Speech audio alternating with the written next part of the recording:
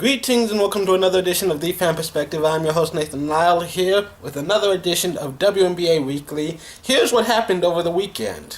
On Friday you had a few huge games. The first one was Atlanta at Indiana. The Fever had their ring ceremony as they played their first home game of the season. Catchings led the team with 20 points. Briann January had a team-high 7 assists. And Erlana Larkins had another double-double with 10 points and 10 rebounds. But Angel McCoughtry spoiled it all as she led the way with 29 points and 9 rebounds, and Sancho Lyttle had a double-double with 11 points and 11 rebounds, and the Dream still a win in Indiana, 86-79. Then you have Tulsa at New York, and the only stat that Skylar Diggins led the team in was turnovers. Cambage led the team with 22 points. Glory Johnson had another double-double with 17 points and 11 rebounds. As the Shock once again went to overtime, Carson had a team-high 18 points. Cappie Pondexter had 13 points, 8 rebounds, and 6 assists, as she hit a jumper to give New York the lead with half a second left in overtime, and the Liberty win this 78-76. And then you have Connecticut at Chicago.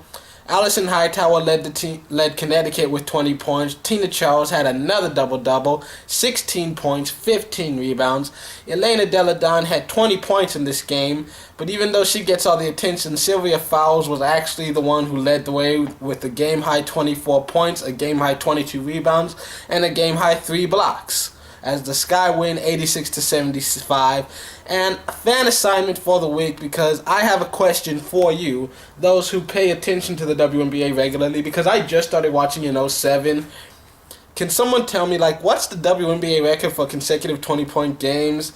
Because Delle Donne starts her career with 2 consecutive 20-point games, and I'm just curious how many others have done that before her. On Saturday, you had 2 really good games. One of them was Los Angeles at San Antonio, and Candace Parker had an MVP performance, 27 points, a career-high 20 rebounds, and she also added 4 blocks. But the Stars stepped up to the challenge. Danielle Robinson had 18 points and 7 assists, and Sanice Johnson came off the bench to lead the team with 19 points as the Silver Stars get their first win of the season, and the Minnesota Lynx are now the only undefeated team in the Western Conference.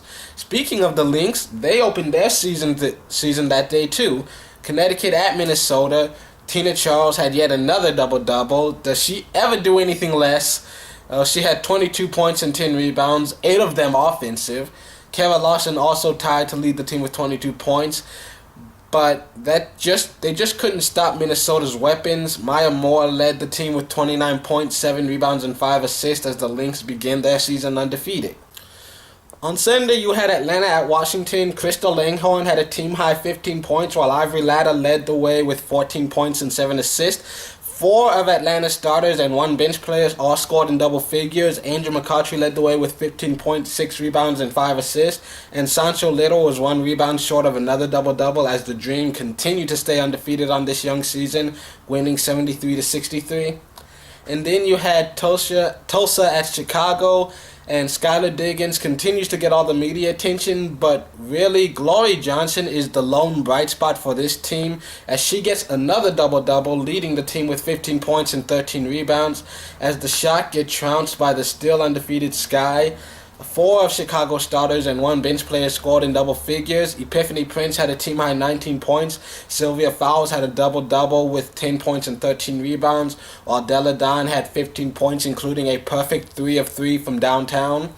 And Delle Donne also had 4 rebounds, 3 assists, a steal, and a block. She literally did everything in this game except get to the foul line. And then you have Phoenix at Seattle. Semi P was the only Phoenix starter who didn't score in double digits. Candice Dupree had a team-high 18 points. Brittany Griner added 17 points, 7 rebounds, and 3 blocks. Another fan assignment. How many rookies have ever won Defensive Player of the Year? I'm honestly just curious. And behind 20 points from Tanisha Wright, the Storm were able to get out their first win of their season as Phoenix remains winless for the year. There are only 2 games being played this week, none of them on national TV, so check your local listings to see if you can catch them airing, or you can catch them on WNBA Live Access. On Wednesday, you've got Indiana at New York. Both of these teams are looking to move up in the East standings as Cappie and Tamika duel it out in what should be a fairly exciting matchup. And for milestones this week, well, I'm spotlighting Katie Smith. She is 10 points behind Lisa Leslie for second on the all-time list.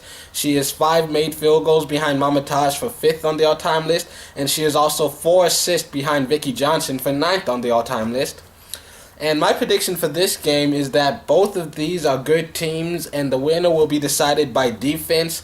And at this point in the season, I feel more comfortable picking Indiana, but neither of these teams winning would surprise me. This matchup will go a long way in showing us where these teams are at. Then on Thursday, you've got Phoenix at Minnesota. Minnesota looks to remain undefeated while Phoenix hopes to get their first win of the season. And for a few milestones, Diana Taurasi is 12 points behind the currently inactive Becky Hammond for 6th on the all-time list.